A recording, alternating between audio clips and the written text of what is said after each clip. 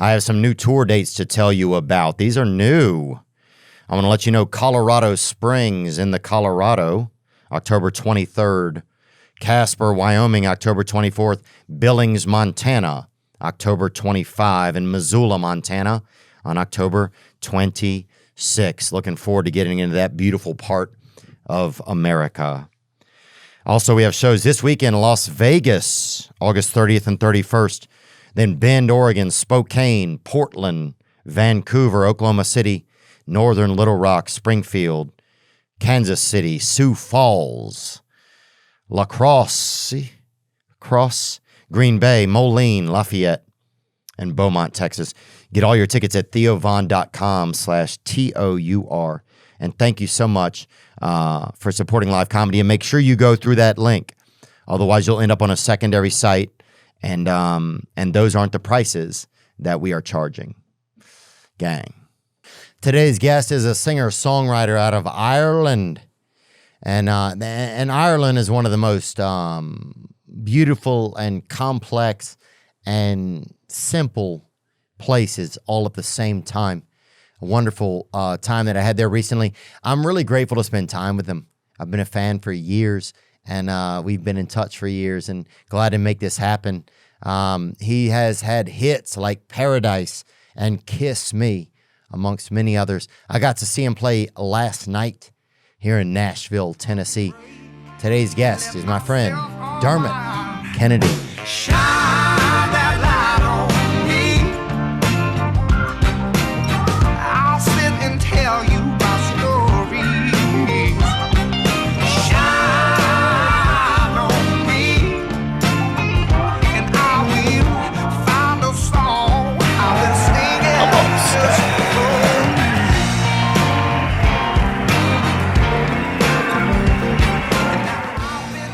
Kiss me the way. Oh man, Sorry. no, it's okay.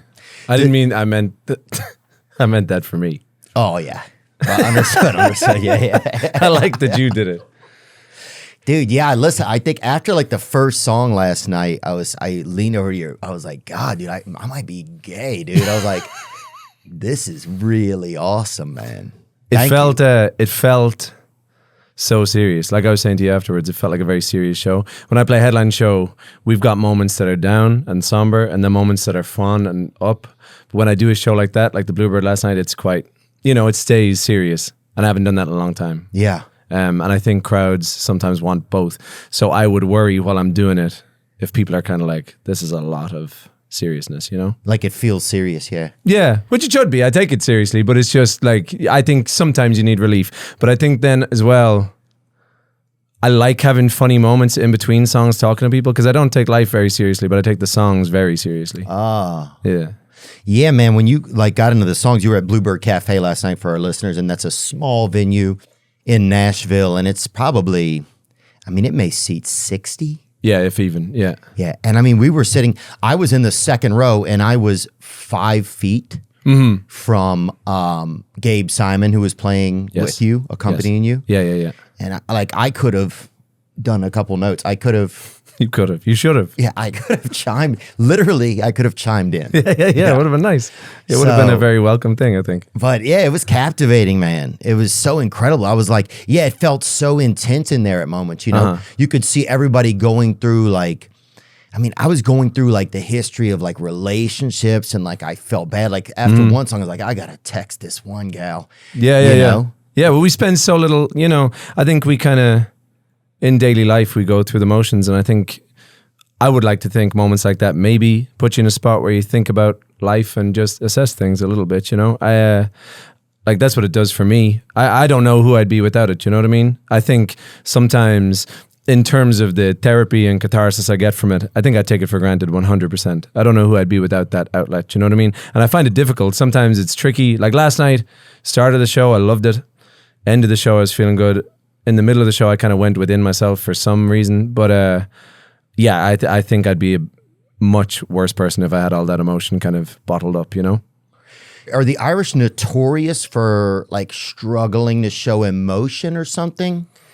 I think there's definitely issues in terms of, like men in particular, I think in terms of not opening up to people. I think it's something that's improving constantly, but definitely. And I think, I mean, it's no surprise that Ireland has a rich history in the arts because that's how it comes out. You know what I mean? Authors, actors, musicians, everything.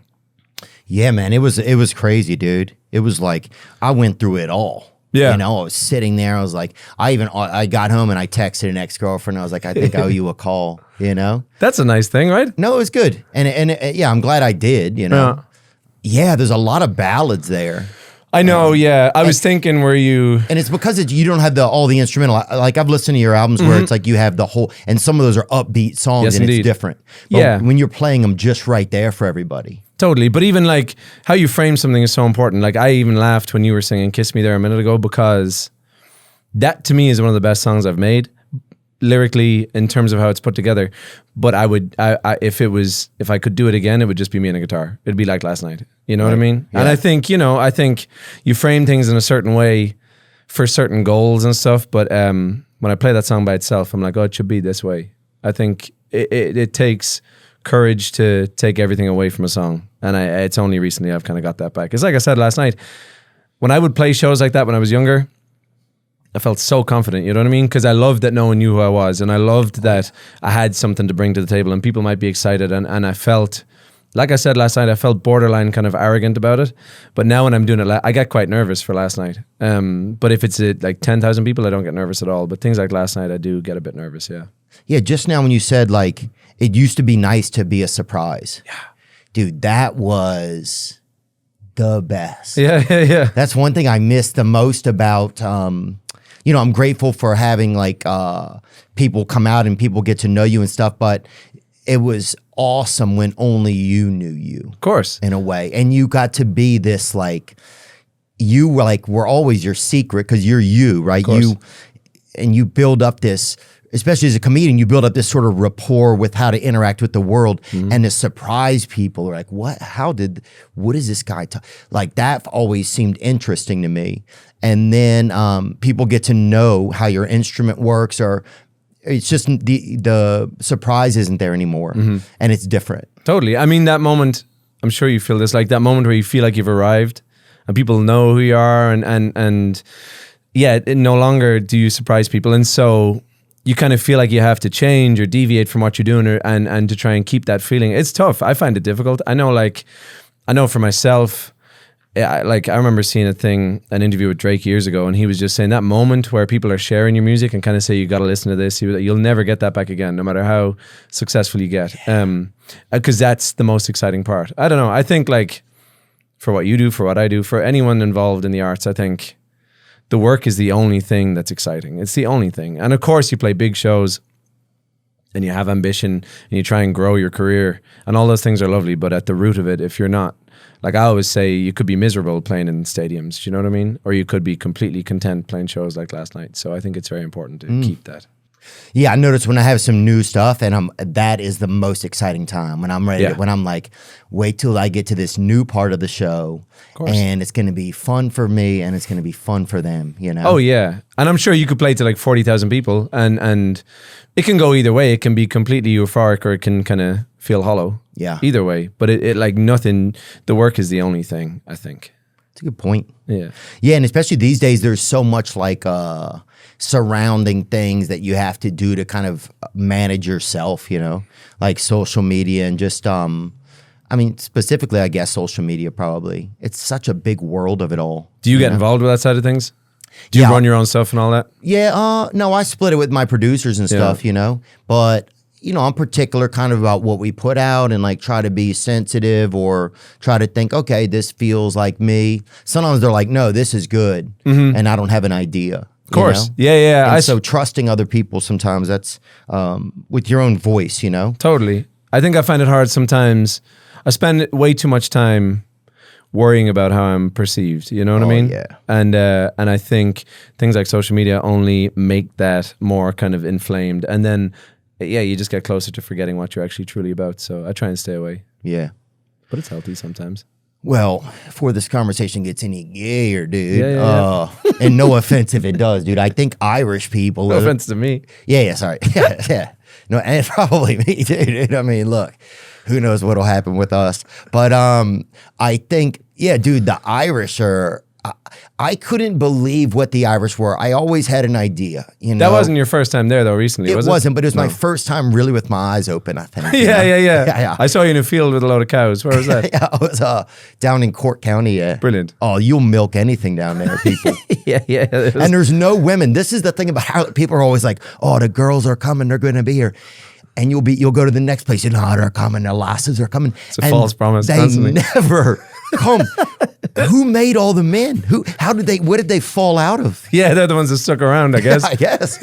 I mean, here I am. They said, these are some women we met. It was like unbelievable, dude. Actually, these are some drunken mixed fellas that we met out there, dude. These are the blackest guys I saw in Ireland Were you invited to this field? No, we got there and we wanted to like just drive out into the distance. So we stopped at a farm and a man took us and showed us all about the dairying and gave us fresh milk or whatever.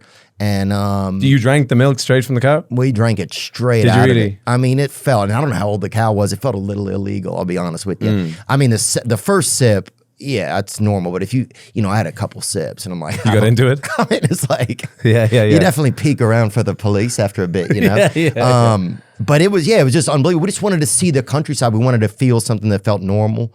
A farmer took us into his home and sat at his table. No way. Yeah. I'm glad you got around the country. I think a lot of people go to Dublin for 2 or 3 days Mm-hmm. and they just experience that. But Ireland's a beautiful place, and you can see so much of it in like a couple hours. Do you know what I Yeah. mean? It's a small country, so.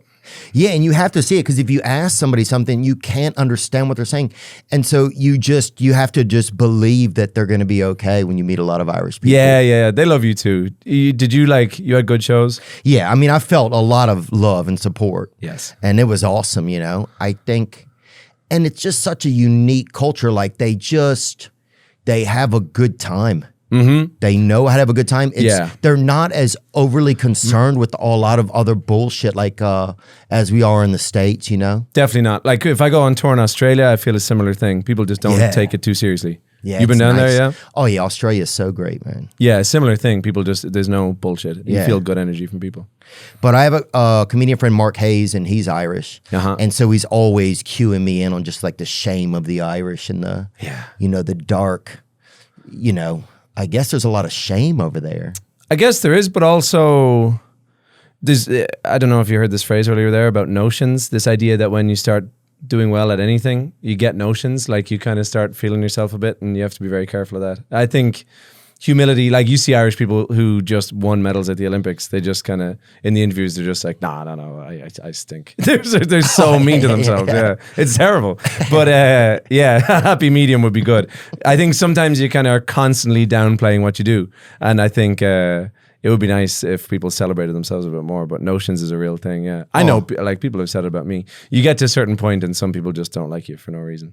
Yeah, I could maybe see that. Because there's this more unity of us as a group. Yeah. I remember there was a thing years ago. I think it was Damien Rice told the story. They were like in a restaurant and there was lobsters in a... And who was Damien Rice? He's a brilliant musician from Ireland. Okay. He had a song called Cannonball and an album called it's like a classic. And he was talking about lobsters in a tank. I think it was him. I don't mean to attribute this quote to him if it's not him, but apparently there was like a lobster trying to get out and another one, he was kind of like, oh, careful, it's going to get out. And someone was like, no, they're Irish lobsters. So the other ones will like drag it back down. Oh, yeah. Apparently. The shellfish. I don't know. Yeah. I love it. You feel massive support too. Don't get me wrong. Like, it was it's the best great. place in the world for doing anything because people we're so quick to celebrate our own. And I love that. Oh, that's beautiful. Yeah. Yeah, what's that article right there? It was about an Olympian. Irish rower's brilliant response to winning an Olympic gold medal goes viral. It's all right. Yeah, I can't complain. In a BBC interview following the win, the pair were asked, Paul O'Donovan, Fintan McCarthy, gold medal winning athletes, how does it sound? How does that sound? It's all right. Yeah. You can't complain about it, really. Yeah. I wouldn't go around introducing myself. Yeah, it's that type of thing. Right. You wouldn't talk about it. Yeah. He did it. And but I love that too because we do take care of business, but don't talk about it too much. Yeah, there's a bit more humility. Definitely. Yeah, man, there was so much like, there was something you said last night that I really resonated with. It was about like wishing you could slow down time or grab onto a moment a little bit more and just how like impossible it is. Yeah. And like what a fight it is. Yeah, I'm crap at it. What about you? I can't. Like when things are good, I don't know. I feel like sometimes I feel as if I'm waiting for something bad to happen. You know what I mean? Oh, yeah. Like you're almost like just sort of waiting for bad news or bad phone call or something. I don't know. Instead of just enjoying the fact that it's good right now. I feel very bad at that. And again, music puts me in a better place. But I feel that way. I find it very difficult to settle into a good feeling. Yeah, I think it's hard. I mean, it's hard to have the moment. I've talked about this before, but the moment used to be like a real thing because we couldn't record it all the time, right? Yeah.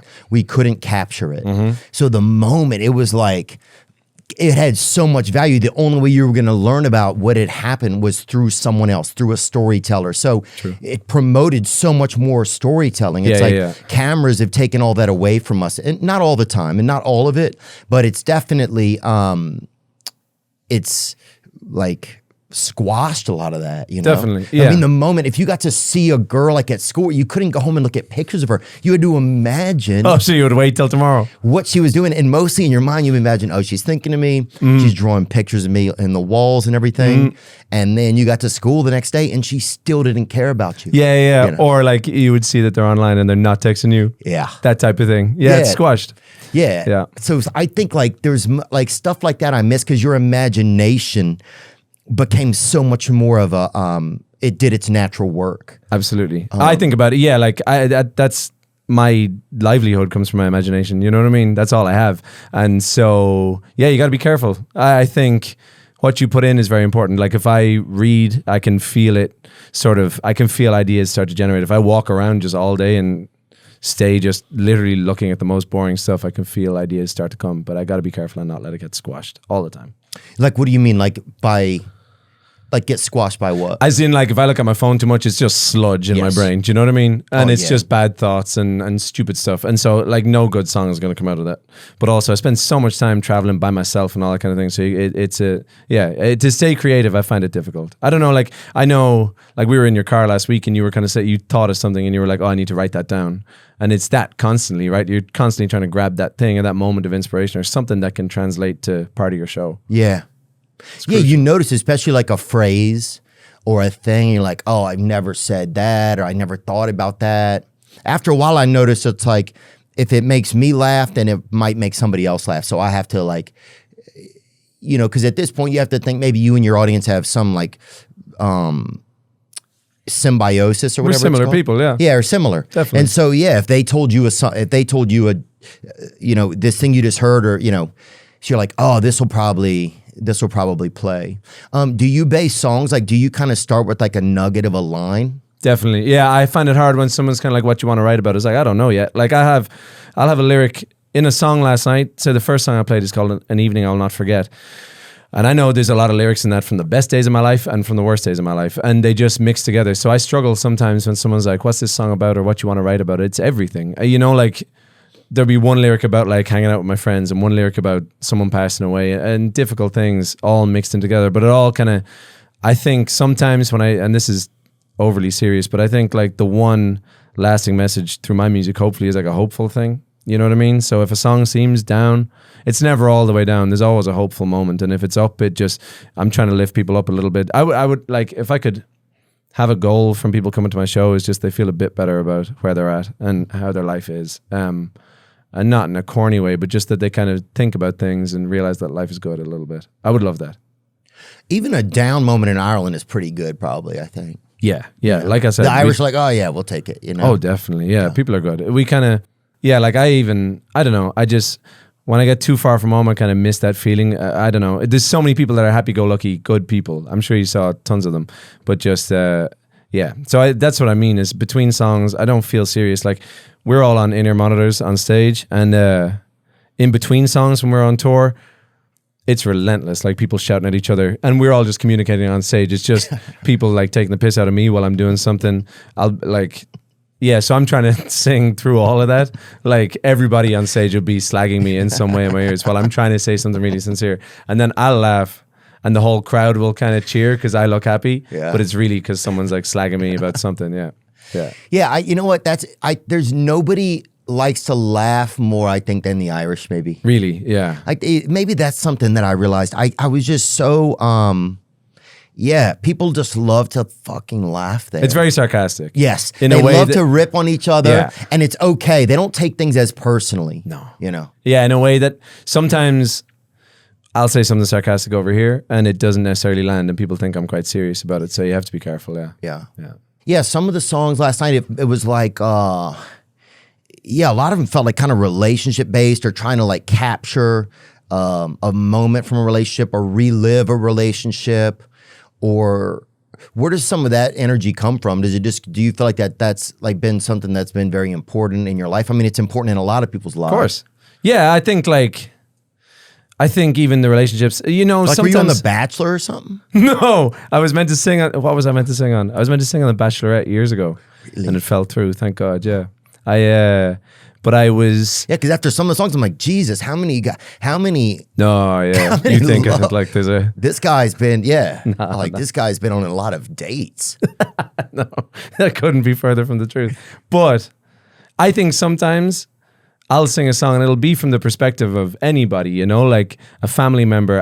Sometimes I'll just embody someone else in my life. I think it's an interesting thought, right?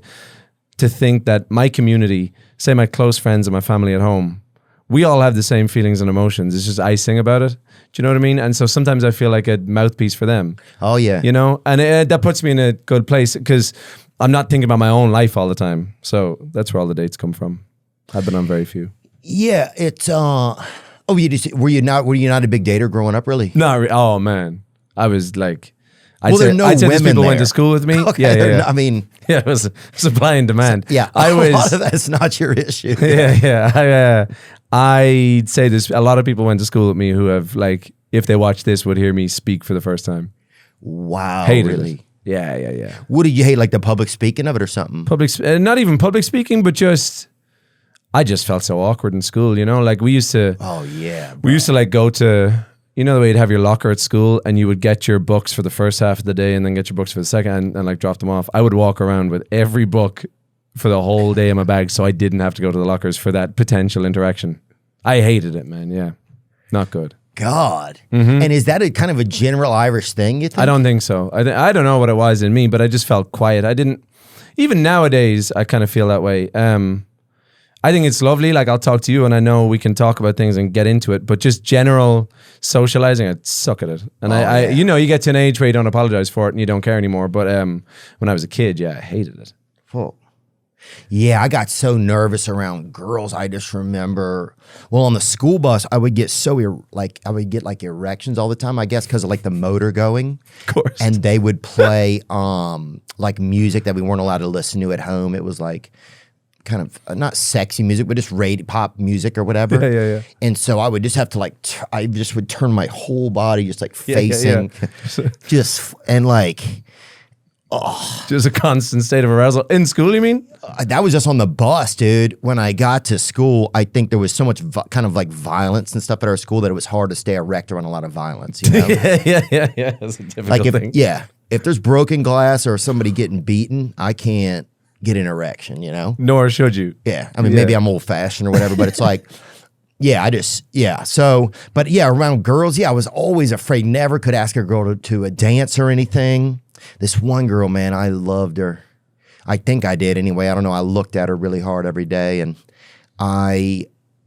finally, I needed to express to her how I felt, and I saved up as much saliva in my mouth as I could one day, and I just spit it right into her hair. Oh, lovely.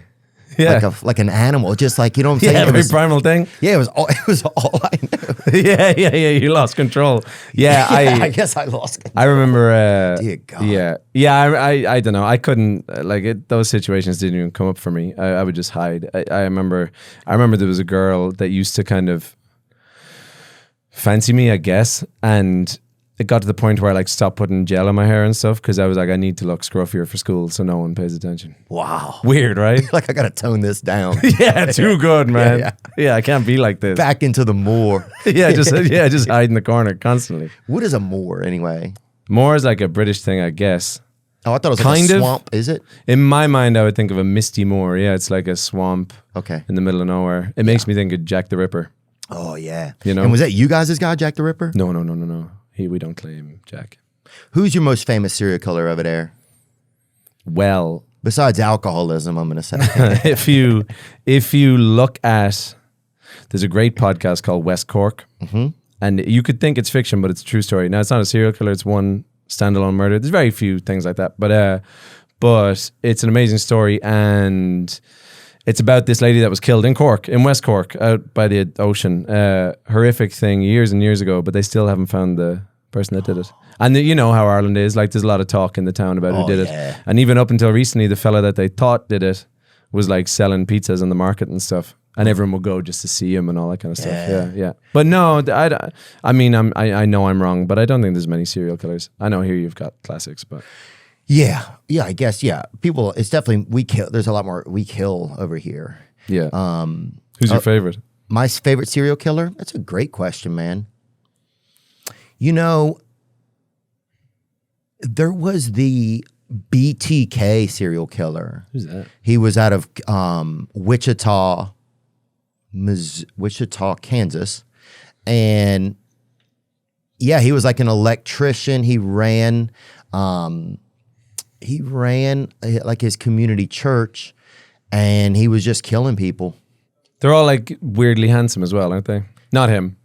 Not him. Well, we've had some of the handsome ones. Ted Bundy, I believe, was the handsome guy. You know, Dahmer was a famous one. That show was pretty great. But yeah, I guess I don't know. I should think about that a little bit more. Who my favorite one is? Yeah, no. There's very few things like that in Ireland. It's like a small country. Well, and you also, you'd rather if you kill somebody, they're not going to be able to drink anymore. Yeah, true. So true. So it's like, hey, we got to keep this guy alive. Yeah. We got to keep the pub in service. Local commerce, yeah. Yeah. You know, I love going to concerts and different debauchery where you can buy tickets online, whether it be a sporting event or a swimming thing or a eating contest, whatever it is, Game Time can help. Game Time, it's a ticketing app, and they have a new feature called Game Time Picks that makes getting tickets for concerts and events even easier. That's right, Game Time Picks filters out the fluff to show you only incredible deals on great seats, so you don't have to waste your time searching through thousands of tickets. Game Time offers all-in pricing. Toggling this feature shows the total up front with no surprise fees at checkout. As well, you can get seat views. Get a panoramic view from your seat in the app before you buy. Take the guesswork out of buying concert tickets with Game Time. Download the Game Time app, create an account, and use code WEEKEND for $20 off your first purchase. Terms apply. Again, create an account and redeem code WEEKEND, WEEKEND, for $20 off. Download Game Time today. Last minute deals, lowest price, guaranteed. You know, there's some things in life that are okay to be a total crapshoot. Like trying a new type of milk. Sometimes you see this, say, oh, Debbie's milk or Randy's milk, and you try it, you know? Sometimes it's rolling the dice on a new workout class and seeing if you like it. Or mixing it up with a new takeout spot, maybe Chinese, maybe Korean. But finding the right doctor shouldn't be a total crapshoot. And with ZocDoc, it's not. Because you've got more options than you know. ZocDoc is a free app and website where you can search and compare high-quality, in-network doctors. Choose the right one for your needs and click to instantly book an appointment. We're talking about in-network appointments with more than 100,000 healthcare providers across every specialty. From mental health, thank you, to dental health, eye care to skin care, and much more. Plus, ZocDoc appointments happen fast, typically within just 24 to 72 hours of booking. You can even score some same-day appointments. So stop putting off those doctor's appointments and go to ZocDoc.com/Theo to find and instantly book a top-rated doctor today. That's ZocDoc.com/Theo. ZocDoc.com/Theo. Make it easier on yourself to get a doctor's appointment. Yeah, so was there like, so where does some of that influence thing come from? Like a lot of because it's a lot of like, there's some love stories there kind of. Definitely, but like tons of hip hop. I'm listening to hip hop 99% of the time. Oh, I you would are? say. Yeah, like I remember my friend had 50 Cent's first album. And that was just huge for me. Oh, so good. And it's funny because I listen to it all the time and I never try and let it influence my music too much because I'd just be pretending to be a rapper and that would be ridiculous. But it does influence the way I write. Like I'll write verses in a hip hop type way and no one really knows or acknowledges it. But to me, I can feel the flow. If there's no beat or anything, there may be no drums or whatever, but it's just, to me, that's written in a hip hop way. Like if I could, I would love to get certain features and stuff. That would be my favorite. Yeah. Definitely. Yeah, I feel like that could easily happen, especially now because there's a lot more featuring now, it feels like. Yeah, definitely. It's important. J. Cole to me is like number one. That would be like an incredible thing to me. I would love that so much. You're here working in Nashville right now on music. Yes. Yeah. Have you met up with other artists while you've been here? A little bit, yeah. It's funny, because like you said, Gabe Simon and Joshua were with me at the show last night in the Bluebird.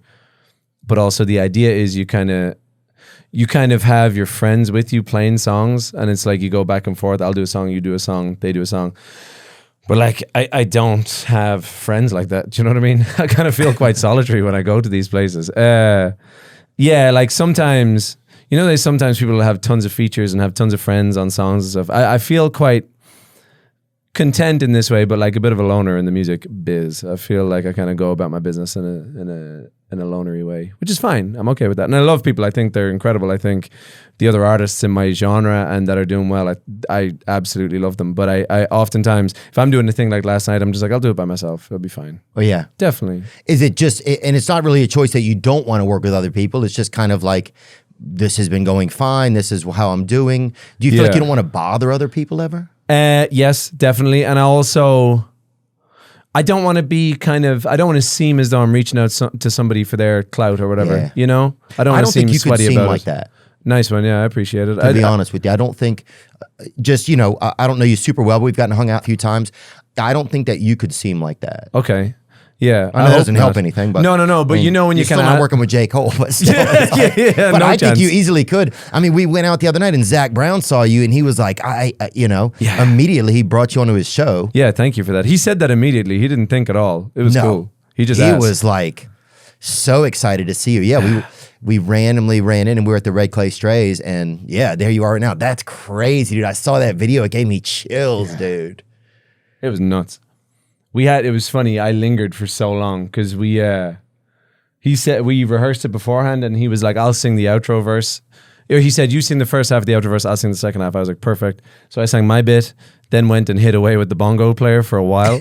And then the outro verse came along and I walked back out to the walkway and I was like, all right, sweet, here we go. And then he started singing the outro verse and I was like, oh no, now I'm just standing here. So into like being an awkward person, I was like, I'm just standing here in front of 70,000 people, with nothing to do. I should have been gone ages ago, yeah. He was lovely though. God, that's so cool looking, dude. It's nice. It's the best thing. I don't get nervous for that, which is weird. Yeah. Oh man, karaoke makes me so sad. I could not even imagine having to sing in front of people. Yeah. So when did you start to learn that you had singing talent? I mean, I know that some of this will be like elementary stuff to you, but for some audience that doesn't know you, so like, of course. When did you start to learn that? Because how do you go from being like this sort of like not recluse, but sort of this like quiet kid, shadow lurkering. Yeah, of course. Good guy. Okay. Yeah. We don't want to make it sound like a villain. No. But sort of this this guy who's this patient person. Mm-hmm. How do you go from that to like being able to like express yourself? Because dude, when you start, it's like there's a lot of levels to what you do. Like sometimes I feel like there's like some Mac Miller. Sometimes I feel like there's like this Dr. Seuss of like Irish funerals going on. Mm-hmm. There's so many. And then sometimes it's just like this, you almost feel like you're at a opera or something, right. Yeah. So it's really impressive. Nice one, man. Thank you. Yeah, I try and do a few different things, but I remember my sister played piano, and she still does when we were kids. And classic thing, I would just sing in the back of the car. And I remember my mom. I was just loud, I'm still loud, and I just started figuring out. I played soccer quite seriously when I was a kid, seriously in my head, and so music was like a secondary thing. So I never worried about playing to people because I was thinking about playing football. So I would always, it came quite easy to me to play to people because I didn't see it as being that important the first few times, you know? And so, yeah, it just gradually became a thing. I started realizing I wanted to write music. I'd go into town and like do open mics and stuff. Oh, you would? Yeah, like Dublin's so supportive. That's what I mean. It's like, I know I was talking about notions and all that kind of stuff, but it's just like, it's a nice place. I was 15, 16 playing in these pubs and people would do anything to help you, you know? I don't know what it's like in the States. Oh, but it's yeah, just, yeah. No, that Irish will do anything. Yeah. And they just, if they see some potential in you, they'll just kind of say, I know this person, I know that person, be careful with this and da-da-da. And loads of advice and all that kind of thing. So, yeah, just gradually. I mean, like I'm 32 now. So like I've been doing this since I was 19, I guess. You know what I mean? So it's a long road. And I know we were talking about the Red Clay Strays and how they've put time in. And I think if you get to a certain level, there's very few people who haven't had that journey. Do you know what I mean? I know you had Luke Combs on here. I know everybody's got their journey in music, but like there's so much time you spend knowing you're good and being frustrated that you don't have a career. You know what I mean? So I think you just have to be patient. It's so silly to me. It's so kind of arbitrary in a way because it's like, it's this thing where you're, like you said, like you're lurking in the shadows, knowing you're good. But no one's paying attention. And then out of nowhere, people decide you're just really good. And it's like, yeah, I knew that before. Yeah. But it just takes time. Yeah, it is. That is such a fine line. There's a... Like, what's it like for you? You know what I mean? Like when you knew you had this potential, but yeah, I people thought didn't that know I who you was were. funny. I think I was sitting on a porch one day at school, in college, and this kid's like, you should do stand-up comedy, man. And I was like, fuck you, dude. You're an idiot, right? And the guy was an idiot. So I was right. Yeah. But yeah, I eventually started doing comedy, you know? But was it that yeah, there were classic times thing? you start to do good, yeah, and then you're like, why? What? You know, you see other people like, I'm doing, but I think a lot of it's just time, and it's like, yeah, like weathering that storm. And then weathering that storm of like other people's careers have been going, they have to have their successes. And so that's just the way that time works. Do you find that hard sometimes when you see people like having massive moments? Yeah, I know you are too, so it's probably made easier by that. Of course, I definitely did earlier on, you know, and then yeah, now it's like, you know, we're able to sell out a club and able to sell out some spots. So once you can kind of do that, you start to feel a little bit more like in control. That like at least I'm doing my job. Yeah. I think that's part of it too. It's like, hell, it's hard to admit to somebody that you're a comedian, like, you know, because everybody's funny and everybody has good stories, especially being from Louisiana. So, like, they don't even have any comedy clubs in Louisiana because people are so funny just talking to them. Yeah. So it's like, I'm not going to go pay $7 and go in that, you know, booze When hole. my friend is funnier than Yeah. him. When this fucking, yeah. Well, fucking Randy out here. Yeah. Did you spend a lot of time sort of doing sets in clubs with just Oh, yeah. tough ones? Yeah, for years, man. Yeah, I would drive and do all the sets. Yeah, I think there was a part of me that wanted to be good at it. Of course. And then I think after a while, I think the art chooses you because I didn't end up getting married. I didn't have a child. So those things didn't kind of like start to take up my time. So I was still available for it, you know? Of course. Yeah. So yeah, I think there's a moment kind of where some of the art chooses you. I keep thinking about you spitting on that girl's head. Oh, Terrible times. God, if she only knew. And I tried to, I think, draw a heart when I spit or something. You know, I tried to... Yeah. I tried to save it. Try to do something, you know, I remember just doing like that a little or something. I don't know. I wanted to be kind of artistic. I don't fucking know. Dude. But that was the only way I could express myself. So I know what you mean about the saliva. I find it even when I'm doing this, you know? So I don't know, man. Yeah, what were we talking But about? it's been good. I've loved being here, honestly. And Have you? It's a good place making music. Yeah, it's a good place. Definitely. I think... Yeah, and I think if you don't, you have to kind of like put yourself out there some here. And if you like to do kind of your own thing, I mean, your music does feel very important to you, like you said, right? Like the stuff you're not trying to go for like, it doesn't seem like some pop thing or trying to like read a bunch of other people's songs that they've written. No. It seems like you're trying to make your voice. Yeah, if it was like someone else, there'd be no point. There's people I'm a fan of and there's people I'm inspired by, but you got to take a mix of all that and make your own thing. Yeah, otherwise it's boring. Because that's a big part of the culture here is like all the big songwriter groups, and then they service the musicians, you know? Totally. And you got to be careful because you find, I've written songs where I'm like, oh no, that's too like this person. There's no place in the world for that. I think it's funny, sometimes you'll have people kind of, see, I remember we were talking about Lewis Capaldi the other day. I remember for a long time I was kind of pushing to do just piano and vocal. And it never really worked out. And then he had his massive song, I was getting kind of used to being someone you loved. And then I remember someone in my team that I worked with was kind of like, oh, I was thinking like maybe piano and vocal. And I was like, this is so obvious. Like he did that already. So like it's so senseless that I would go and do that unless it felt right. But this idea of just like copying something else that did well is weird and will never get the right results, I think. Yeah, I think you see a lot of that with music. You see like someone breaks out of the pack. Yeah. And then there's a lot of other people that start to sound just like them. Oh, totally. You see it now, like say Noah Kahan and Zach Bryan, like having these huge moments. I'm inspired by it, but I have to make sure I do my own thing and don't sort of, try and replicate it, I guess. Yeah. Because you'll just end up on your ass.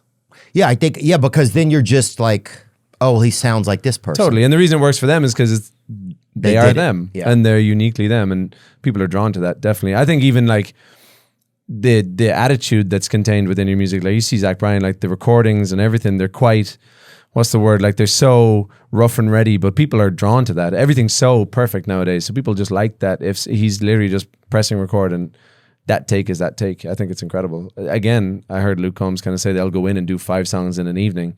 I think that's beautiful. I've been in situations now where things can get quite fragmented and you're kind of like, okay, we'll do piano, then do vocal. It's all quite polished and put together. So I want to get back to that side of things. Definitely. Yeah, that feels like a challenge. I think it's a challenge in any art, you know? How do I stay me? Yeah. And then how do I stay me as I change? Mm-hmm. And then is it okay to still be me?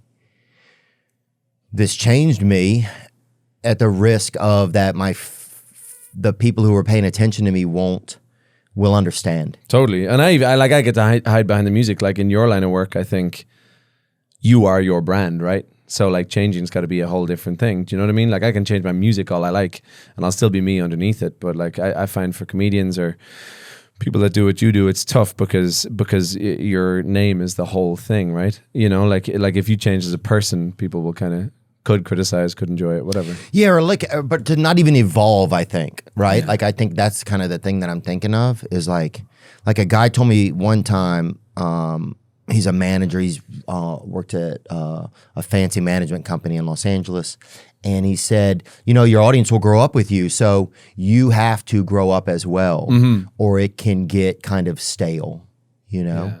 And I thought that was just interesting, you know? It's just like, yeah, that's kind of true. Like if I, you know, be afraid to change or don't grow up or, you know, then they're going to grow up past me. Of course. You know? Yeah, I get that with music too. You know, you try and sort of think about what age you were when people first started listening to your music and then change with that. 50 Cent's a good example. He stopped making music sometimes because he was just like, it's not relevant to those people anymore. It's interesting.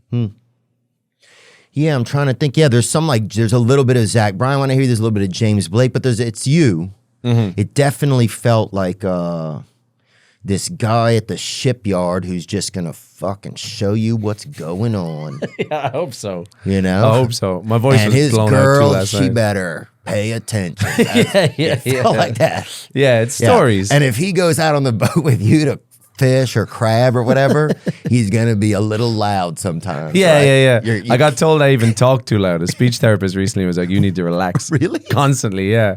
Yeah, they said like, because I have trouble with my voice sometimes. Even last night my voice kind of went about halfway through. And I don't know how to not go full beans constantly. Yeah. You know? You must get so many, dude. Every girl I know, my brother's wife, my ex-girlfriend, every woman is looking for you.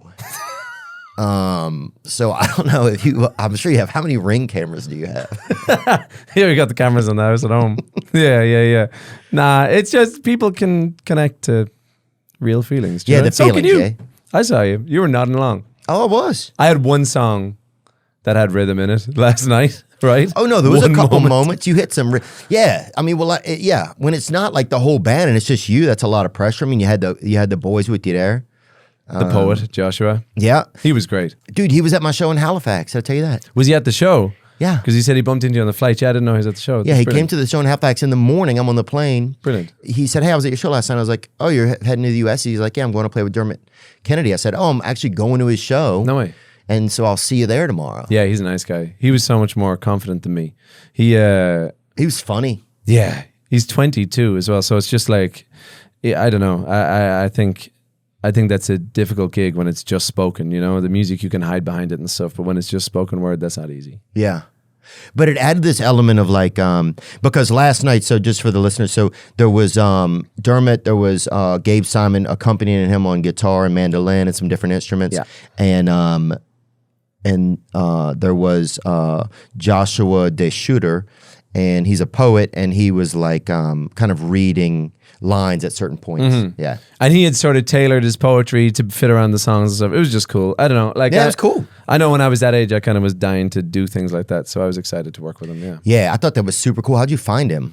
Instagram. I yeah. saw him doing he had a really cool poem. I couldn't even point it out now, but he had a really cool poem about two people who every night in a cemetery they come up out of their graves, and one guy was really rich and one guy was really poor, and just it's this beautiful poem about like not forgetting what's important in life. So I thought it was cool. I think there's a lot of bullshit poetry on Instagram, and I think he's not that, so that's why. Yeah.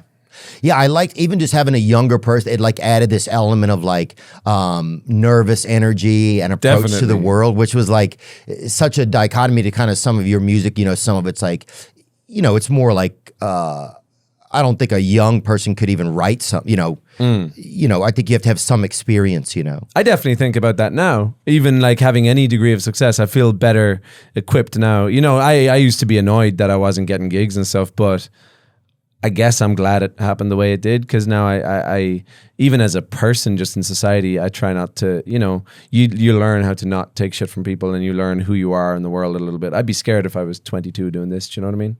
Oh yeah, having like a lot of success at Just that anything, age. any kind of traction. Yeah. And someone was like, I feel like I'm easily led or gullible even at this age. So I don't know what I'd be like if I was younger. Yeah. Yeah, yeah. It seems kind of risque out there.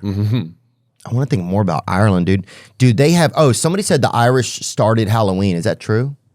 Sauna, yeah, I think so. Yeah. Because what is it? It sort of translates like the night of the lost souls or something like that. I'm not sure, but yeah, Irish people. Yeah, Ireland's very pagan and sort of a lot of things like that. There's a the dead lot are of- very important. The dead are very You important. know the way in like Coco, like Yes, in those movies, like that's it's the like Mexican dead, right? yeah, it feels like there's similarities in that sense. There's like the Celtic Sound Festival, yeah.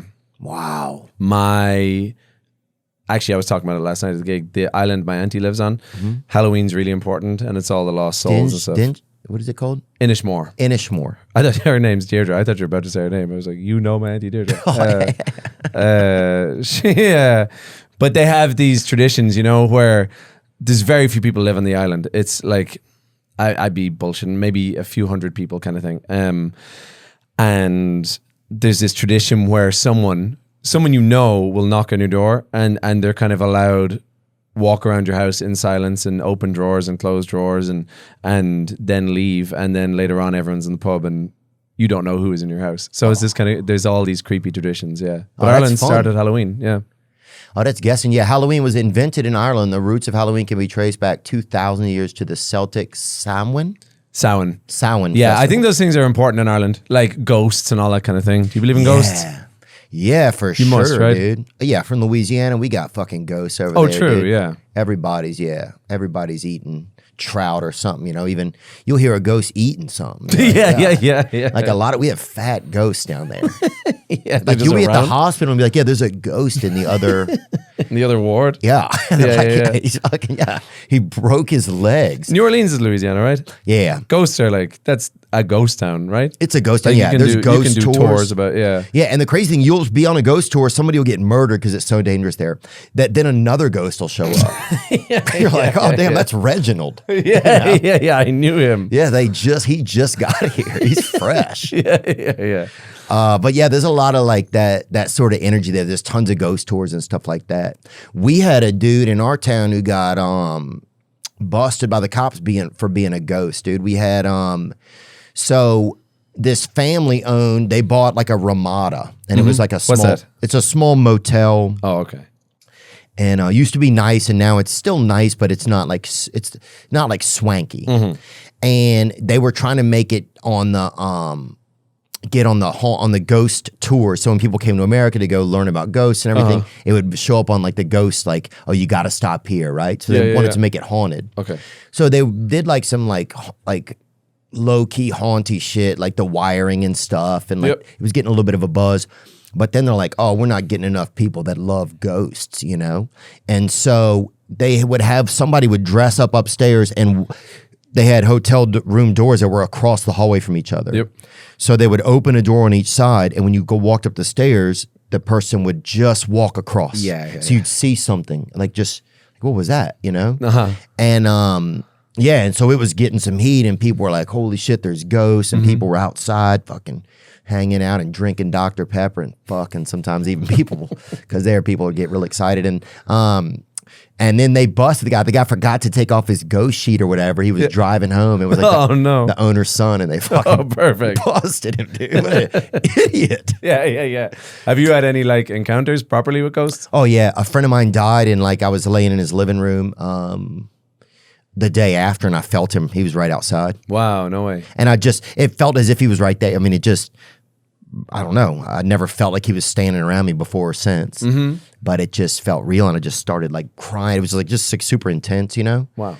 I've never had. I believe in all that stuff so strongly, but never anything like that. Yeah, Ireland. You guys have like the Giants Causeway, yeah, and it's supposedly made by giants. Yeah. But did you go there? Did we go to Giants Causeway? We didn't. No, I haven't been there. But is that good? Is that helpful? I don't know. But it's like, but the story is that there was a giant from there and a giant from Scotland, and they weren't getting along. Is that right? I feel like you know more about it than I do. Yeah, I think so. Oh, Finn McCool, that was one of the giants. And there was another giant. Legend has it that an Irish giant named Finn McCool created, and everybody's going to think this is extremely exciting. Yeah.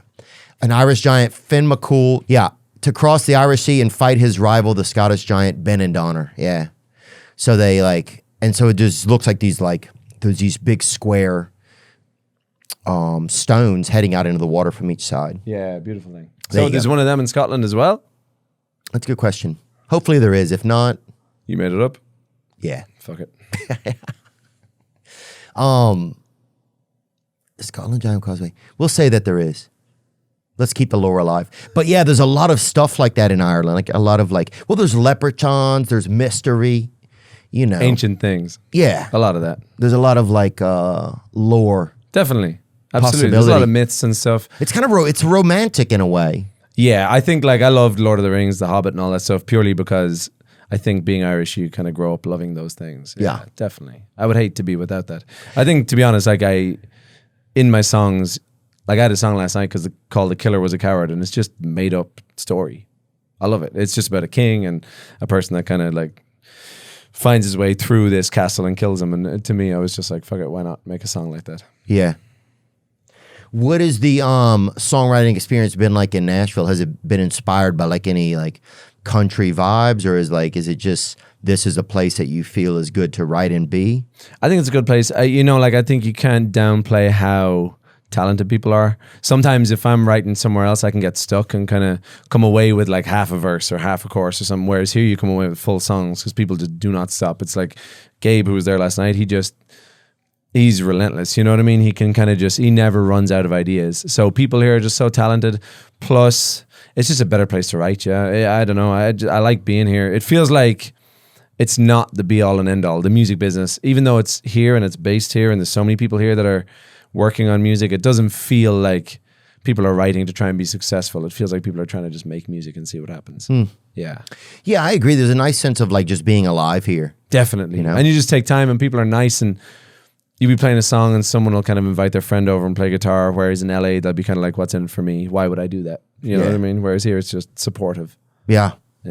Yeah, I think that's really true, man. I mean, we went out and saw some great music, and then you met up with Zach Brown, and you're playing with. Yeah, I think it's definitely people. It's more of a sharing culture here, for sure. And it feels like it's its own place outside of just the possibility of making music. Totally. I think sometimes when I write, I question how important it is. Do you know what I mean? That's why, like, I've had moments in the past where I struggle with getting music over the line because I'm just like, who cares? And I completely forget about the fact that people will listen to it. You know what I mean? I have dismissed that. And I don't mean who cares. Like, it's always important to me, but also in the past, I've kind of been like, oh, I don't know. You get so caught up in it. You're just like, does it really matter? Really? Like, and I don't know. Yeah. So it's nice to be back at a place where music is the most important thing. It's lovely. I think when you kind of go chasing a career, it can be a tricky thing and it can get in the way of doing the right stuff creatively. So I'm glad to be here. Oh yeah, that's a good point. Yeah. Well, do you feel like, I mean, you've had such a great career already. Do you feel like, does a new like desire arise in you once you're already doing well, kind of? Is it like a maintaining desire? Is it? No, I think it's a returning. For me, it's returning to who I was before doing any of it. You know what I mean? Yeah. Like you being funny on the porch because it just makes you feel good. Yeah. You know what I mean? Me playing music at home just because it's the thing I love. I have yet to play a show where I come away being like, oh, wow, that was perfect. I'm so happy now. Do you know what I mean? Like when I'm on the tour bus after a gig, like I keep an even keel constantly. I don't come off stage wired or I don't come off stage really sad. I just kind of like, yeah, it was good. And if it was good, I'm happy with it. And if it was bad, it's okay because I'll do it again tomorrow. But like getting back, I said that last night, like I want to be able to play music like I don't care. Do you know what I mean? There's no thought about like whether it's good or bad. I'm just doing it because it feels and it's fun, right? Yeah. Like I blow my voice out because I'm just trying so fucking hard all the time. Do you know what I mean? I need to get to a place where I don't feel very confident doing it. You know what I mean? Not at all. Doing what? Just performing for people. Like I self-analyze constantly to the point that it's detrimental. But then I think a lot of musicians do that, right? Like you're hard on yourself. You're hard on yourself. Yeah, you're hard on yourself. You want to do your best. Totally. Yeah, that's something I got out of your stuff too. It's like I felt like I want to give everything that I'm capable of while I'm here. Yes. Yeah, of course. That it's only last night. Like you talked about. While I exist, I want to get everything that is possible out of me. Definitely. You know, like having played sport for such a long time when I was a kid, that felt like such a powerful feeling. And I think sometimes I'm trying to get that feeling from music. And so, yeah, I think like if you play well in a match or a game or whatever, the reason you feel like you leave nothing out there. And I take that into music, I think. And I think it's important to not be competitive as a musician, but sometimes I can take the gigs in a competitive way, you know, and just make sure you have nothing left. I think that kind of feels important. What happened with sports, with football? I just wasn't good enough. Really? Yeah. Damn. I was all right. Don't get me wrong. I wasn't, but like, I'm always conscious of if I was on here being like, oh yeah, I had to decide between soccer and music. There'd be someone in Dublin who'd be like, arsehole, not true. Yeah. You know what I mean? I was all right, but I wasn't doing that. Yeah. No way. And that's like the biggest sport over there. Oh wait, have you seen that road bowling? Yes. Yeah. I don't know what it is. I like. Really? Well, I know what it is. I follow them on TikTok. Do you really? Have you seen the stone lifting? No, I haven't. But I know this is people, and these are adults. Most of them, it looks like. Yeah. And they get up. In Shannon Vale. Shot it off from lovely. Shot it off from lovely from Tim Young. Not a bad effort at all. And they throw a ball. And this is a real thing that happens. This isn't like a prank. They throw a ball down a street and try to get it as far as they can. And they want to get to a certain finish line in the least amount of tries. So it's kind of like golf just with your hand. Yeah, on and the it's road. an iron ball. It's a steel ball. You should look up the stone lifting. The stone lifting seems to be back in a major way. Really? Yeah. Play one more of those. I want to see. We got to, because here's Hup Wayne Parks here going. Turn it up, bub. €13,800 aside for cancer research. Charity weekend here in Shannonville. Here we go. He runs so far. Oh, he's played it like a jet for Wayne Park. That's straight out again, man. What a big shot. That's straight out again, kid. What a big shot from Young Park.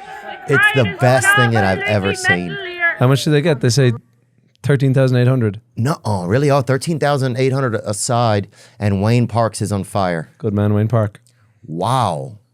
And Yeah, now, there's certain things are back. There's people lifting stones that are like 300 kilos and stuff. It's Oh probably my on TikTok. I feel like it's a big thing again. lifting stones. Yeah, like, and they're awkward, you know, it's like random. It's not like those big round ones. It's like a proper, like, awkward stone in a field. There we go. Let's see it. Yes! Holy Let's go! Holy Pull in, John, that's it! Come on, John! Holy John! John, let's go, come on! Holy fuck, John. And those are his coaches. John! Yeah, yeah. When I'm not on tour, this is what I'm doing. Oh, yes! Come on! Holy God! Let's go! So strong. Oh, unbelievable. Unbelievable. Now, how high do you have to get it up? I guess you have to get it above your waistline, it looks like. I feel like it needs to be on your chest, yeah. Play one more of those. That's unbelievable. I mean, that is a huge, Strong people, yeah. that was a huge stone. Play that top one. Just play the top one. Oh, and this is a more rounded stone. Yeah. Wow. This guy wants to make an omelet. Dude. And there's his brother who can't lift him. Talking shit all the day, probably. Oh, yeah. Nah, this is crazy. This is, yeah. There's something so Irish about all this, I think. I don't know what it is. Good though. rap. I feel like I've seen it Tom. before. Told you it's a strong one. Yeah, what's that guy's name? Yeah, mate. That was But the awkward ones. just Tom insane. Tom Saltman official. Oh, wow. Where's that? England. Free. Strongest Brothers is a t-shirt. Oh, they're both strong It then. does seem one-sided. bad, He's doing boys. all the work. Yeah, but yeah, I will say this. One of them is doing a lot of the work, lads. Yeah, that road bowling. Play one more of those. I just couldn't. See if you can find Pa. I'm trying to think. Pa. There we go. Play that one then. Gary Oh. Daly there. Oh, he's an off-duty police officer. Yeah, I never really knew this. Well, I knew it was a thing, but I didn't know people gathered. You in the throw it streets. into a crowd of people. That's the crazy part. And some of them move, and sometimes they don't move. Yeah, yeah. Look at that one. 3.2 million views. Wow. 50 grand. Wow, it's a massive amount of money. What is that? 50 pounds, yeah? 50,000 euro. Find the one So with what, Pa, like- somebody right there. Who is this lady that's just constantly... That's in it? Michelle Smith. Oh, Pa Flood right there. See what she says about him. Go up. Road bowls in Ireland, so just to let you know Who that you Pa know, Flood you've been is throwing keeping track of camera I'll Pa follow Flood. this, yeah. Yeah. approximately 3 on Road Bowls in Ireland on Facebook. So who's going to win? And it's a qualifier to take part in the King and Queen of the Roads Festival 2024 happening in September. That's Pa It's a big Flood versus sport. Colm Rafferty. Colm Rafferty is Huge. a big thrower from County Armagh, and Pa Flood needs no introduction here. So tune in about 20 minutes. should have gone to this, half an whether or hour not. I tried. on Facebook Did you really? on Road Yeah, they Bowls were in Ireland. out of Thanks for they were out of Cork. They were Hi they guys, were Michelle here from Road Bowls in Ireland. far So away, just or to they let were you in know that Europe Pa Flood somewhere. There was one that actually made a little message to me. There you go. Shortest bowl in history. Shortest bowl in history. Let's see it. That's Pa Flood right there. That's him? That's him, yeah. Oh shit. Oh, Oh, bollocks, Pa. not his best work. Gosh, Ma Flood, huh? Just joking, Pa. That guy will throw one of those through my house. Oh, imagine that though, lad. You're just In your shins? yeah, that's Michelle Smith official. How much is that? £50,000 for the winner.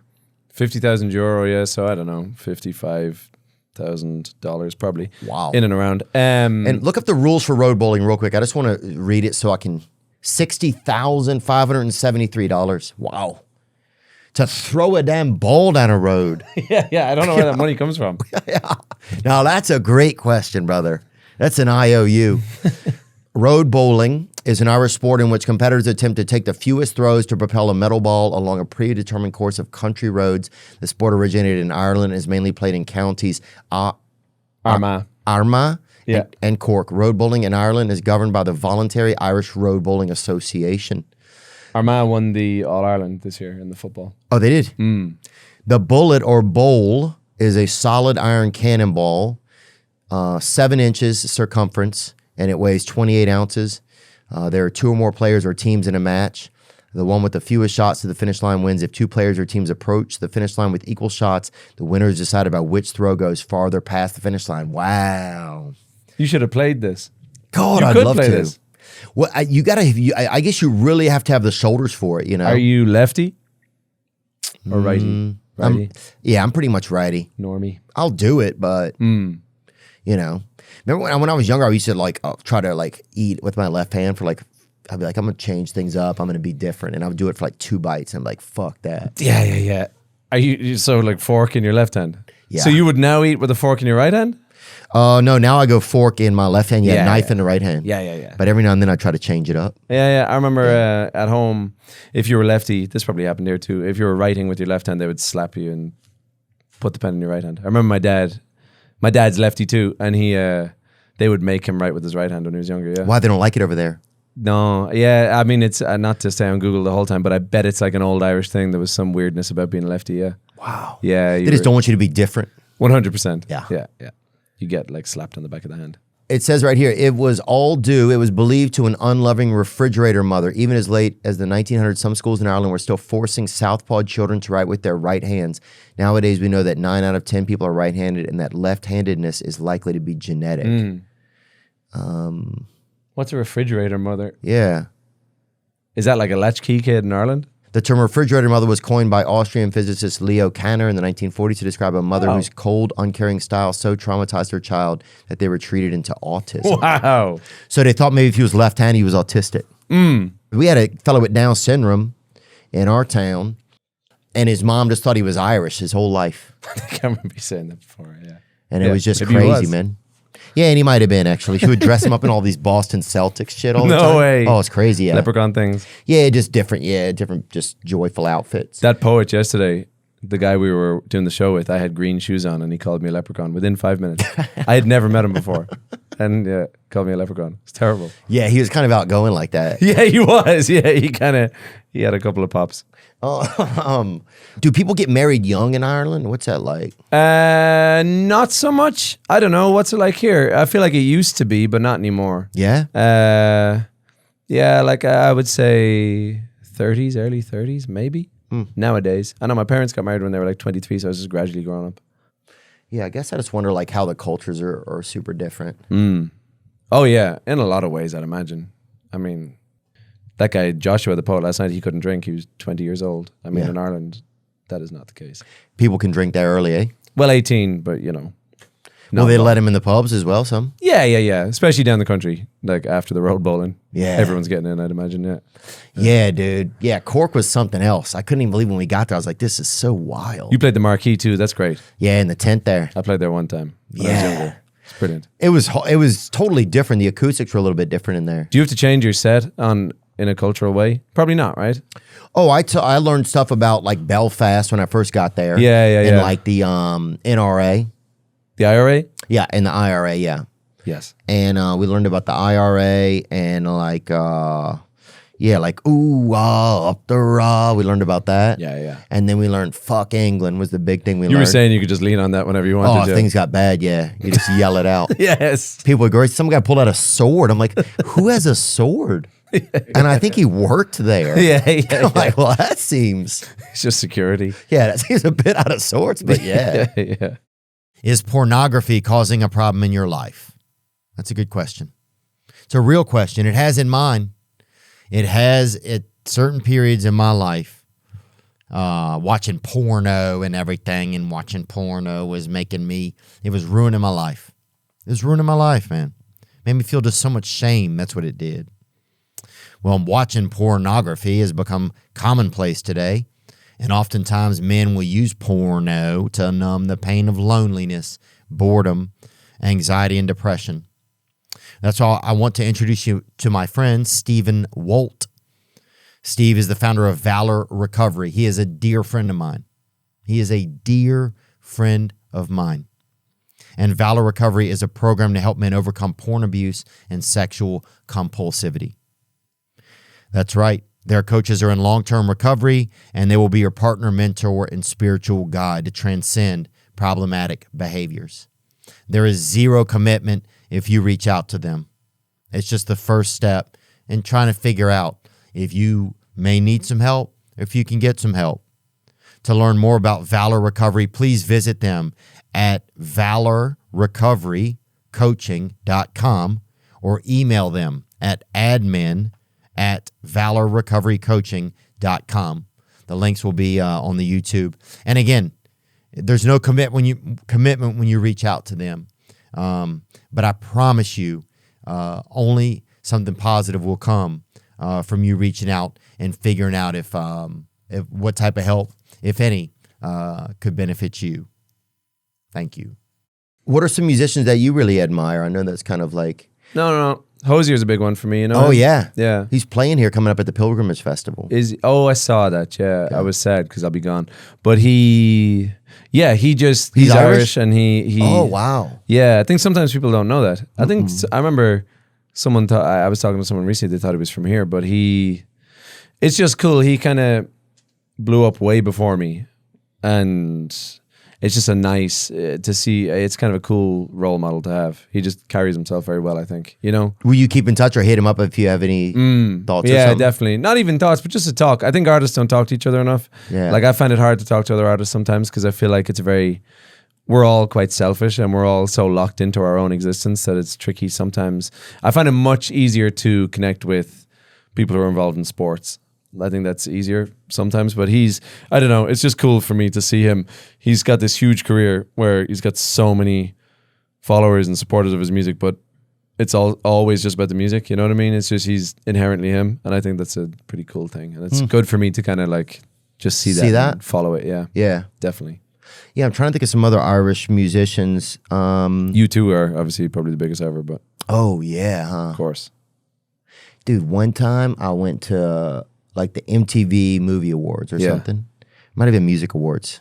I think it was Music Awards, actually. So I got dropped off there. I'm walking up, and all these people start cheering, right? And I got like a pass, like through the artist pass, whatever. And I'm walking up, all these people are cheering. And I just like in my head, I was like, these people are cheering for me? Yeah. And I was like, what? And then I looked next to me, and it was Bono. Bono? Yeah. Were you talking to him? I said, nice glasses. That's what I said.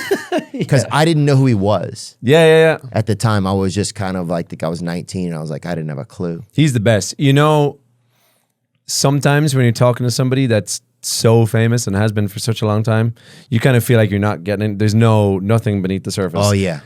With him, it's the complete opposite. Really? You can tell, like if you were talking to him, he's just full undivided attention and it's so gives cool. feedback and will pay attention to you and stuff. It's great.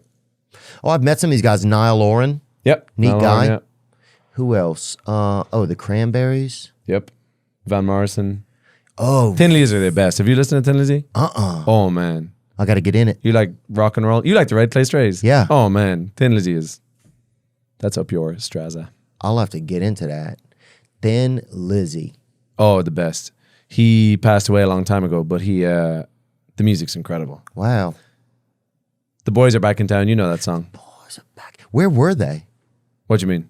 Like, why were they? Where were they? Oh. Does he ever say that? I actually do know, yeah. They're hanging down at Dino's is the lyric. Dino's is here too, but there's a Dino's like restaurant in Dublin. Oh, yeah. Yeah.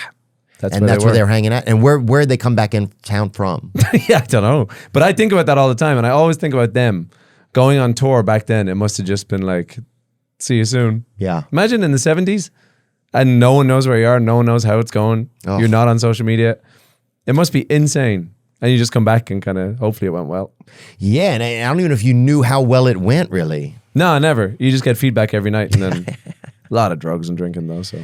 God, that must have been fucking fun, eh? Crazy. Did you ever struggle with any of the gear or whatever they call it over there? Nah, man, I find it, like, I don't know. Again, like, not to harp on about it, but I think sport was crucial for me. It was just kind of, I always, like when I tour, I'll often do kind of, I feel like it's not sustainable nowadays in music. It was different back then. Do you know what I mean? I don't know how heavily they toured and stuff, but nowadays touring is so key. Like I don't know. Personally, I wouldn't be able to sustain it at all. No. Even drinking, I gotta be careful. Yeah, I just think it'd just be impossible, like to be hung, and then to the responsibility is getting to the next place. It just seems like It's not worth it. Yeah. I don't know how people do it. No, I know. Yeah, sometimes I don't know. I don't know how some artists do it, but I wouldn't be able. Yeah. Even last night, like I'm tired today from just playing an acoustic set in a cafe last night. I'm very pedestrian. Yeah. Definitely. What about the love life, man? How does that What look about for it? you? It's solid and always has been.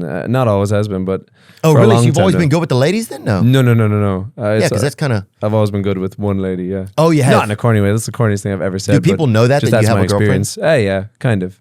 We I have don't to talk say about it much, but I think if people wanted to know, they would know. Yeah, Oh, so you had a lady then? for a long time. Wow. Yeah.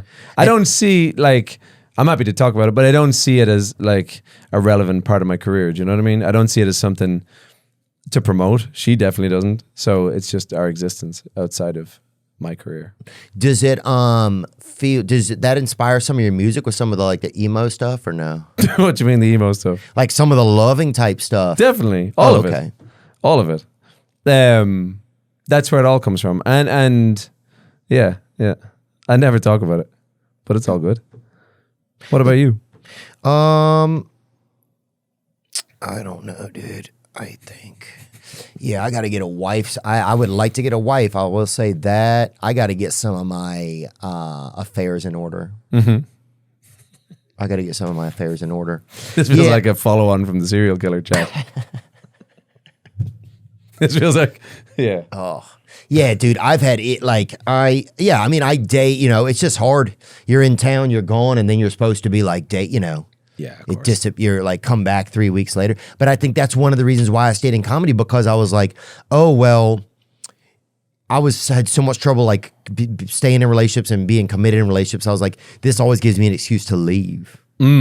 Yeah. So it's like I gotta go, and then you come back and they might have found someone else. Of course. You'd hope they found somebody else. Oh, really? A lot of times, yeah. So you can detach from it and Oh, just, yeah. Yeah. You're like, oh gosh, good luck with Stanley or whatever.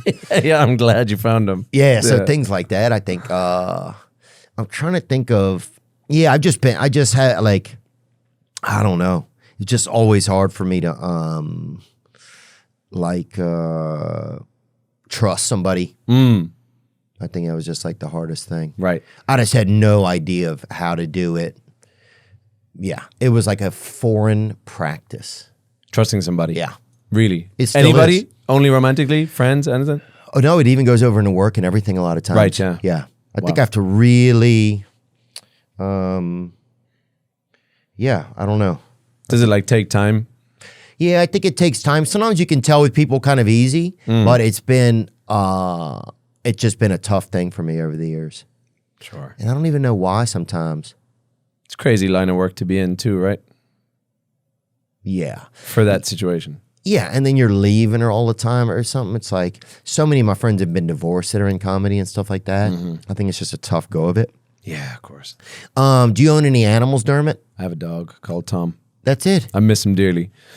He's a puppy. Does he write? Does he right? Yeah, Tom, the writing dog. Yeah, he is the best. It's the best thing in the world. I always took the piss out of the emotional support thing, but I believe in it now.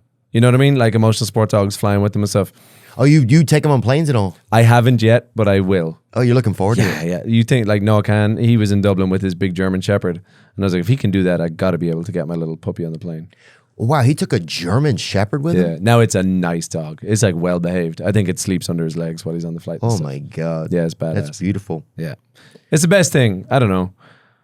Here's a Dublin zoo enlists help of breastfeeding mothers to encourage female orangutan bond with her newborn. So this is happening over by no you way. guys. Yeah. Brilliant. Well, not brilliant. What app did this monkey order this woman off of? Because this seems like, and if those are Irish breasts, brother, they're full cream. I'll tell you that. They have, I saw some breasts over there. You did? Oh my God. It's like, just like, I'm coming home. Tell the world I'm coming home. This is beautiful. It just feels like the root of time started in them. Right. Lovely. I mean, God, they just like the fucking, just beauty, just like the eyes of the moon. Yeah. Just those fucking front hammers, baby. You'd see some goddamn, I mean, you'd see, they literally look like they were sculpted out of like, just a fine fucking thick yogurt. This is wild. You thought you said there's no women. Oh, but when you saw them, there was one? they would break. Yeah, or they'd see. Yeah, you'd see a fucking shadow coming over you, and it'd be a big tit. A woman would have leaned out of a window to look for something. Yeah. You had your eyes peeled constantly. Make sure her man was still at the pub. Yeah. Because the pubs. Yeah, I mean, I went into a pub, no furniture. A bunch of guys holding each other up, fucking just yelling and drinking. Yeah. No furniture. You would go into a pet store, no pets, 7 people drinking in there, Just drinking. talking about animals. You're like, Yeah. what? Everything there is just people having a beer, man. It's funny though, like, do you ever see the way Italians like live to be really, really old because they all just hang out constantly? I like to think Irish people are kind of like that too. Oh, we just yeah. need each other. There's all these like small communities and stuff. They need somewhere to gather. Definitely. Music's part of that. And I grew up in New Orleans, and there people were drunk, vomiting. You didn't see it in Ireland, man. Puking? Yeah, I didn't see a lot of it. Oh, there's plenty of people. Oh, there is. Oh, yeah. Oh, and they do it all at once or something? I would say it's just like you maybe missed it. There's plenty of it though. Yeah, Yeah, it's the worst feeling in the world. it's crazy. That I would say that nearly keeps me away from drinking too much is the puking. I fucking hate it. Well, the first part of puking, I don't like. You start to get this little sweat out of the middle of your neck or tongue. Yeah. Or the saliva. It's like the saliva all over again. Yeah, it's like your saliva starts to be like, hey, guess what? Yeah, Fuck you're in you. trouble. Yeah. Yeah, you're in trouble. Yeah, that's pretty hellish. So, I like how you take moments to think. oh, You just dude, scan your mind. I don't have a choice. Yeah. Yeah, I wish I could. Just call upon it. Yeah, man, my brain retired years ago, man. Years ago. Yeah, and some of the names in Ireland, like I feel like people are trying to have the most Irish name. You'll meet like somebody Aoife. Aoife. Aoife, yeah. Yeah. And that doesn't really spell Neve. that. We were talking to someone yesterday called Neve. It's Niamh. Yeah, and that's not anything. So it's like you have to have real names if you're even gonna. You should guess some. These are very run of the mill. All right, You got some spicier names. bring you up have to. very hard to spell Irish names, but without the answers. All right, count me. Calhoun. Quiva. All right, nope. Siobhan. That's nice, but it's Siobhan. Siobhan, okay. Yeah. I didn't know they had black people there. All right. Rory. That's nice. Yeah, Rory. Oh, Rory. Rory. That would be like Rory. DH would all like it's like silent. Okay, they spelled it so you know at home. Ruaidhri. Okay. Yeah. So they don't spell it like Rory. The next one, Tadgh, Tada. Or Tig. Tig. Okay. And the next one, Niamh. Noah. No, Neve. Neve. Okay. Just Neev. Neve. And then the next one, another one that's not real, Saoirse. Siri. Saoirse, yeah. Oh, this is unbelievable. And then I'll do this last one because I've seen this one before. These are good now. We're getting into Okay, some good ones here we go too. Grainne. Yeah. Granny. Grania. Grania. That's the closest you've been. Oh, that's beautiful, actually. Yeah. And this one right here is not anything, but I'll read it. BlathnAid. Mm-hmm.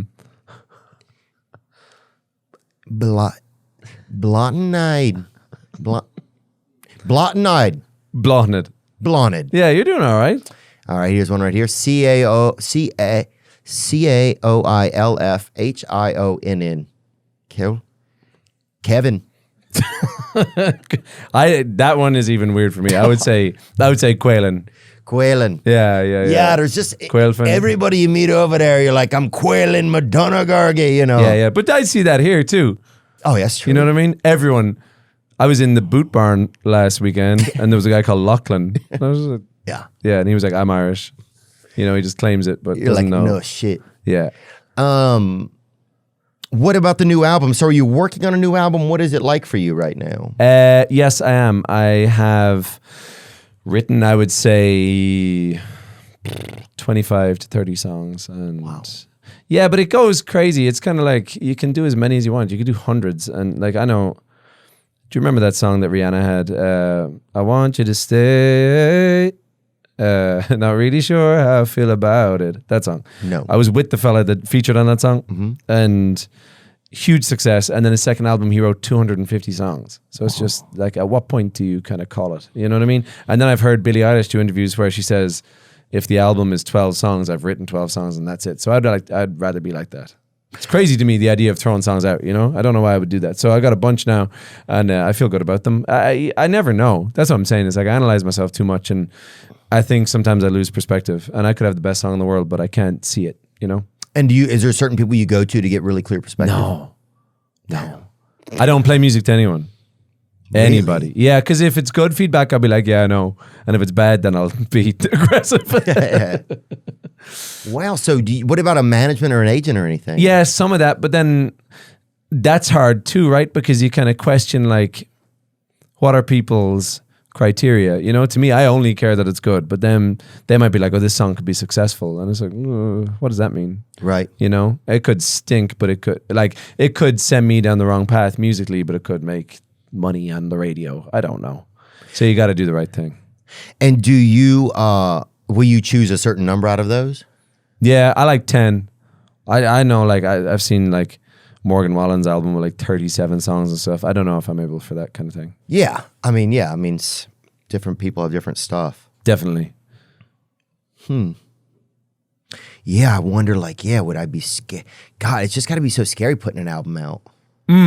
Yeah, You're like, it's going to here you define go. your life for 2 or 3 years, you know? It's almost like throwing a stick of dynamite into a room or something. Definitely. And then what if you don't hear anything? It may not go off. Yeah. yeah, definitely. Yeah, you never know. I think, like, that definitely scares me sometimes. And it might not happen. You know what's almost even worse is that middle of the road, kind of just like some people like it and boring. Yeah. For me, what's funny is, like, I've never had a song go crazy. Do you know what I mean? Like, I've never had a song, like, I play big venues in most places, but, like, I can walk around all day and no one knows who I am. So I think I kind of exist in a sweet spot to some degree. You know what I mean? Yeah. I think for me, it's like a careful what I wish for scenario sometimes, because my life is still very normal, but then I get to go on stage and do very abnormal things. You know? Yeah, like, if it's I had to stay in my hotel room all day because I can't, that would make me sad. Definitely. Yeah, you're almost like Clark Kent, kind of. You know? Or Claire. Okay. Yeah, Quailin. Yeah. Quailin kinship. Yeah, I just... Just because you have some anonymity still. Definitely. There was one time... You do have a chip on your shoulder sometimes, though. I do. Like, I was playing for a football team in New York, and we were at training one night, and one guy was like, are you playing shows or whatever? And I was like, yeah, I'm playing a show at the Garden. And he was like, oh, cool. Are you, like, part of a bigger bill? Are you supporting somebody? And I'm constantly just like, no, it's my show. Like, people will be there, hopefully. So I think people are constantly surprised how big the shows are, because I don't feel like a very famous person, which is lovely, honestly. Yeah. That's the way. You don't, I think you keep like you seem like a pretty regular demeanor. Nicer, man. I think. Which I think is probably one of the best compliments you can get. Yeah. But then to go and have that many people show up for something, that's pretty freaking unbelievable. It's nuts. It's the only, I think, like, if I feel lucky in the sense that before I did all this, if I had a checklist of what I wanted, I feel quite lucky. I feel like I've ticked most boxes, which is nice. You know, my life hasn't changed. I get to play to lots of people. I get to decide what music I put out. That feels good to me. Yeah. Yeah. How long do you think till your album will come out, or do you have a plan on it, or does it matter? I don't. I'm trying not to care. It matters, but I don't know how Do you it feel works. a Do pressure? people? Yeah, definitely. Oh, you do? Yeah, like, will people stick around? You know what I mean? Like, I think music, you kind of have to stay relevant and stay present and release music all the time. You know, I think you have to kind of do stuff constantly and constantly bring stuff out. But you got to be careful too, because if people just get bored, you know what I mean? I'd love to bring out an album definitely in less than a year, but I'm not in a hurry to do it either. I would rather have a good one. You know what I mean? I don't think it needs to be just constantly doing it. And the tour off of it, yeah. Like, we've Definitely. been doing touring very slow. We'll do like chunks. And Yeah, I it's see taken some. 3 years now to do the tour, Oh man, but it's fine. Yeah, people don't care. As long as you show up, people don't care. Yeah, it's like, and it's been good. And I couldn't handle doing like a 7-month tour or something. I've seen like, who did I see? I saw Matt McCusker's tour, and it was just every weekend, like a couple of shows. I was just, that must be so sweet to do shows and go home. Yeah. But music, you can't do that because you got like a band and crew on the road and you're paying everyone every day. So you'd be bankrupt immediately. Yeah, that's true. You got to do it all. Yeah. Definitely. When you have such a squad. How much do you have a big band supporting you when you go out? There's, what is it? There's like 6 of us on stage. All when we're Irish? playing.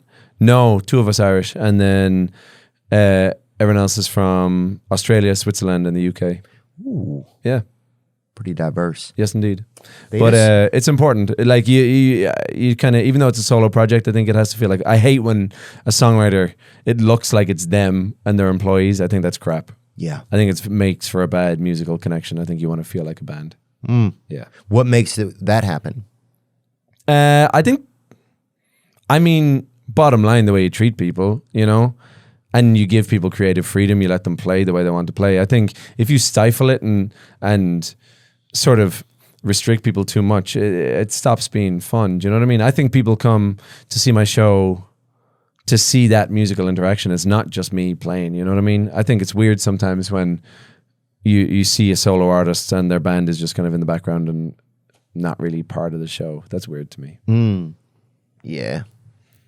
What where'd you meet your gal at? Like, what? 25 years ago, probably at home. No. Yeah. At home, or was she going door to door? No, she wasn't, but we were It's not your sister, is it? Sorry. No, we grew up in the same area. Oh, And okay. yeah, it's a very sort of high school sweethearts thing. Oh, that's so there is some romance right there then. Definitely. There's Yeah. something romantic about that. And is that, yeah, I guess Ireland makes me just think everything seems like fairy tale over there a bit. Yeah. Sometimes too much. Certain movies and stuff, you know. Yeah? What was there was a Oh, was I like know a- what you're talking about. Gangs in New York. that one's kind of cool though. There was like this movie recently, The Irish Wish or P.S. I Love You, those types of things. They're Oh. terrible, yeah. Get fucked. Yeah, if you found your wife in a wishing well or something, you're out of your fucking mind, dude. Could happen. You could do it. Hey, look.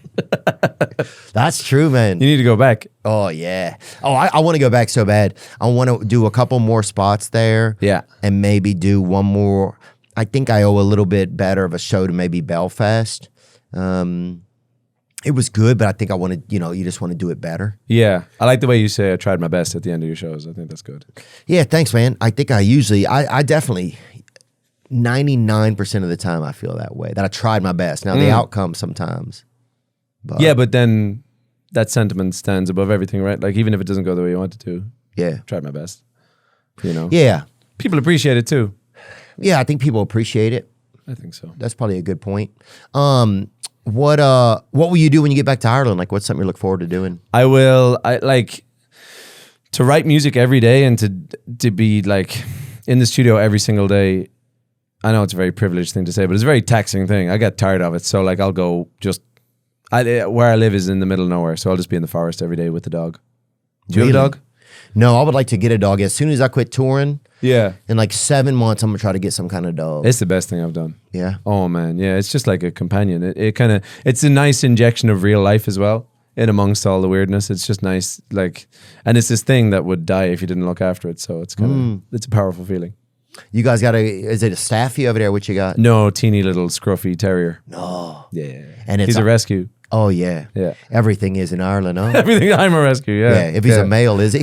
he is male. Yeah. Oh yeah. yeah. Good. He's still got his cojones. Well, he won't be using them. There's no girls out there. That's dude. true. There's nothing. Yeah. Yeah. I'll have to bring him to America. yeah. Dermot Kennedy, thanks so much, man. Thank you very much. Thank you for Yeah, having me. I appreciate it. Thank you for all the awesome music, man. Thanks for just kind of sharing like whatever you can to the best of your ability. Yes, sir. That's kind of how I feel when I listen to your stuff. And I had a great time. Thanks for inviting me last night. And yeah, thanks for the ticket, dude. That was awesome. Not at all. Thanks for going. Thank you, man. Yeah, cheers on you, bro. Now I'm just floating on the breeze, and I feel I'm falling like these leaves. I must be cornerstone.